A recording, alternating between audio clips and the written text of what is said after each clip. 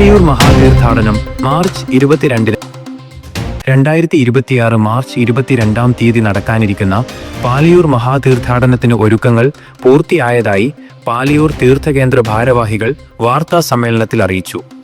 മുഖ്യപദയാത്രയുടെ ആദ്യഘട്ടം തൃശൂർ അതിരൂപത Lourdes cathedral ദേവാലയത്തിൽ നിന്നും പുലർച്ചെ 5 മണിക്ക് മാർ ആൻഡ്രൂസ് താഴത്ത് പേപ്പൽ പതാക കൈമാറി ഉദ്ഘാടനം ചെയ്യും.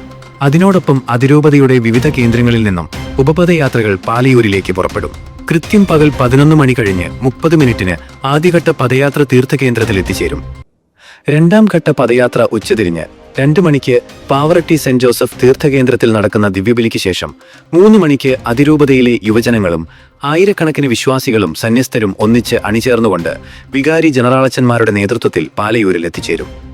തുടർന്ന് 4 മണിക്ക് മാർ ജേക്കബ് തൂങ്കുഴി നഗറിൽ വെച്ച് ചേരുന്ന പൊതുസമ്മേളനം CBCI പ്രസിഡന്റ് കർദിനാൾ പൂല അന്തോണി ഉദ്ഘാടനം ചെയ്യും. തൃശൂർ അതിരൂപത മെത്രാപ്പോലിത്ത മാർ ആൻഡ്രൂസ് താഴത്ത് അധ്യക്ഷത വഹിക്കും.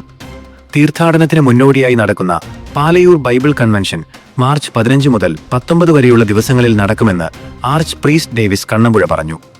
വാർത്താ സമ്മേളനത്തിൽ അസിസ്റ്റന്റ് വികാരി ഫാദർ നിതിൻ താഴത്ത്, കൈക്കാരൻ ഫ്രാൻസി ചൊവ്വല്ലൂർ, തീർത്ഥകേന്ദ്രം secretary Joy Chirammal, general convener TJ Shaju, PI Lazar, CT Sebastian, PJ Jofy, തീർത്ഥകേന്ദ്രം PRO ജെഫിൻ ജോണി എന്നിവരും പങ്കെടുത്തു.